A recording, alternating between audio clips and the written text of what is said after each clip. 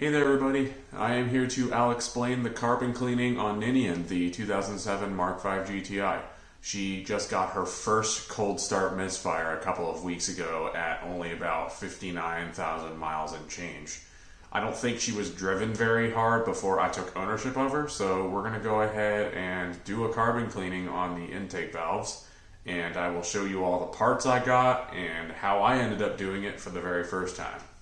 Since this is the first time I have ever cleaned carbon out of intake valves, I referenced the factory service manual, but I looked at the Pelican parts document a little bit more often. I'll provide a link to it in the description and you can follow along with this video.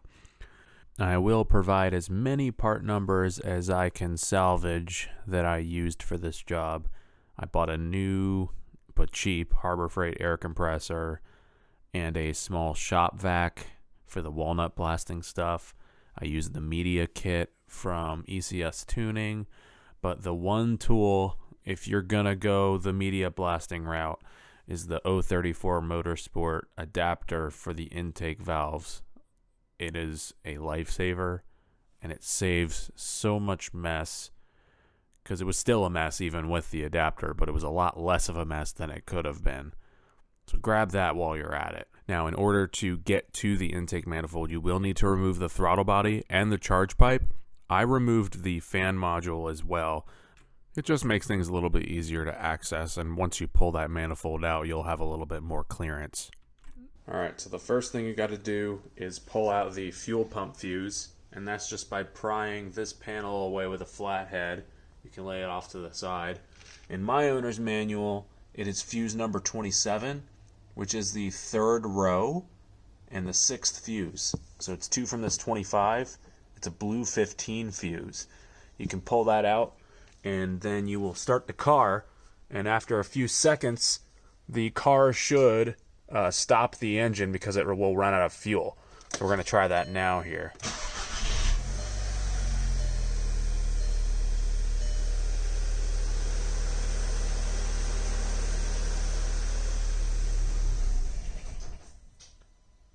Once you have that hood open, you can disconnect the connector for the mass airflow sensor, undo the clip for the turbo inlet pipe, remove the two T27 torque screws that are holding your airbox on the right side, and then you can pull the engine cover off.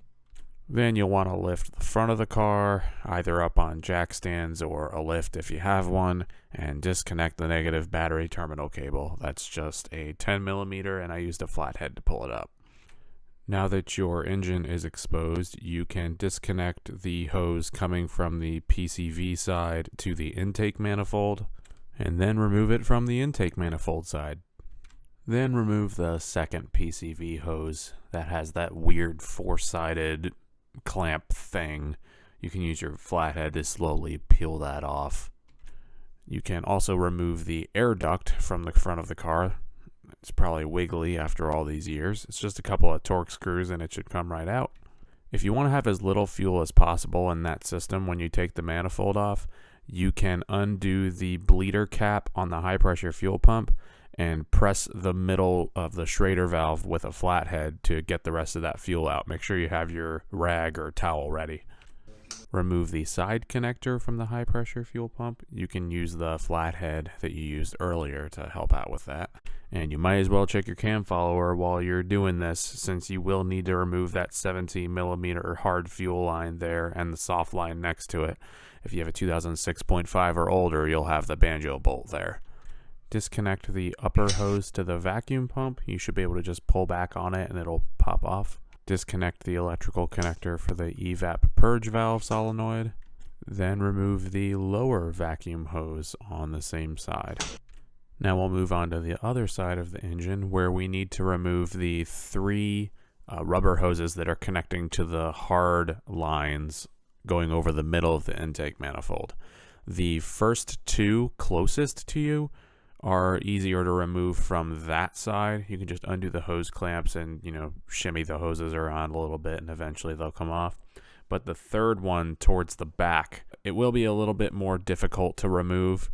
So I ended up just disconnecting it from the fuel connectors at the back of the firewall. You'll be able to remove it there. There's a green quick release connection, and you can just press and pull and it should come out fine. And right under the 3 hoses you just disconnected is a 10mm bolt holding the 2 coolant lines to the intake manifold. You can remove that bolt, and then there is also a 10mm nut right under the dipstick holder, and then you can remove the dipstick. Once your dip has been sticked, or your stick has been dipped, you can remove the top half of the charge pipe. That is a couple of those squeeze clamps, a torque screw, and an 8mm at the front. After that, just a little bit of hustling and jostling, and you should be able to get that out of there. And now it's time to get yourself under the car and remove the belly pan. It's just a bunch of T27 screws, or what's left of them. Then grab your trusty old flathead again, because there is a giant connector to the fan module. You will need to use this probably on both sides of the connector to get it out completely if it hasn't been disconnected in a while.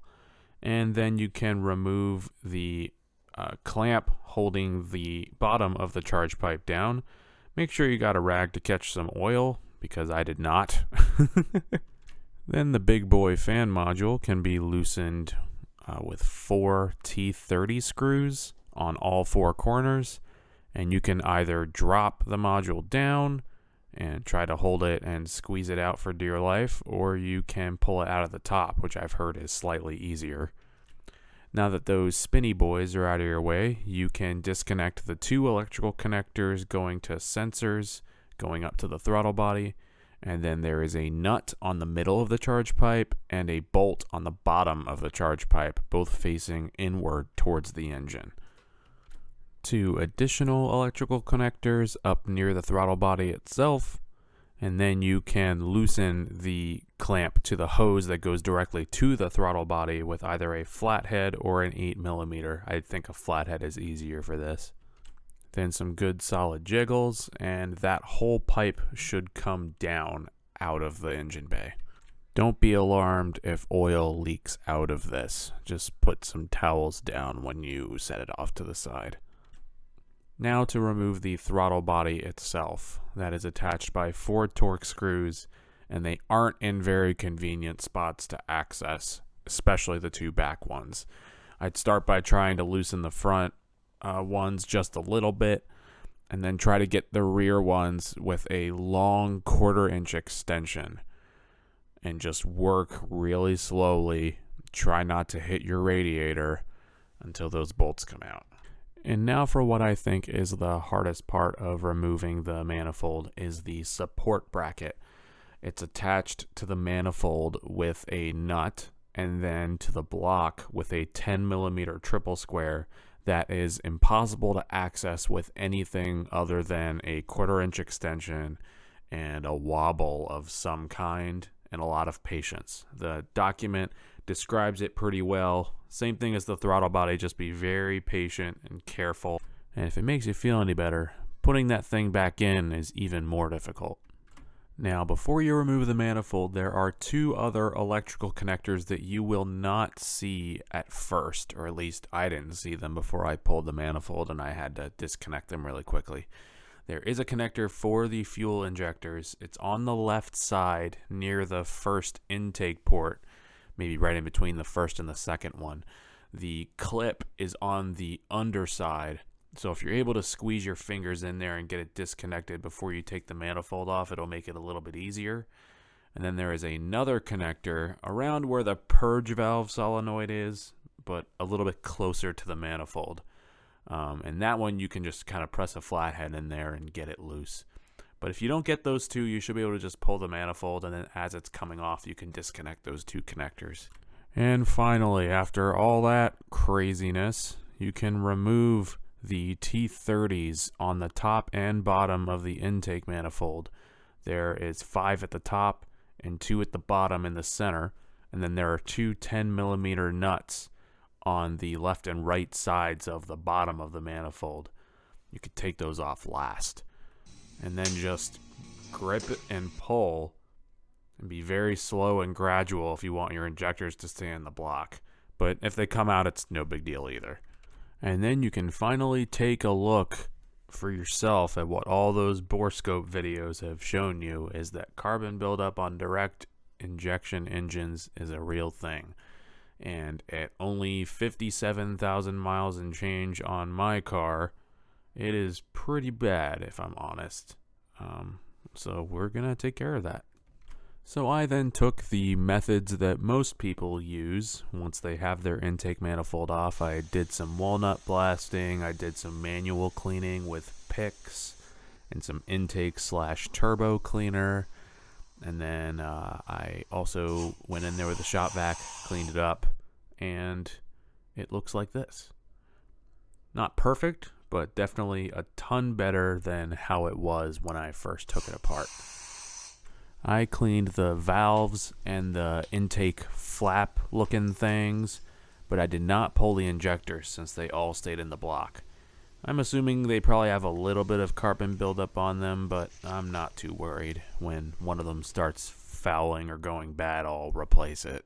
I did, however, get new seals for all of them and put the two ones that are facing outside. I left the Teflon seals be since you have to pull the injectors to do that. Just do not forget to set your engine to TDC, whether it's via the crankshaft at the bottom or the camshafts at the top, so that all of your intake valves are closed and none of that crap is getting into your engine. So I've been driving the car for about a week or so, and here are the results. My MPG went up by about 3 or so nothing nuts, but engine response is a lot better since before I did the cleaning, and the engine startup and shut off are a lot easier. I used to have to turn the key and have it crank over a couple extra times on a cold start. Now it just starts right up.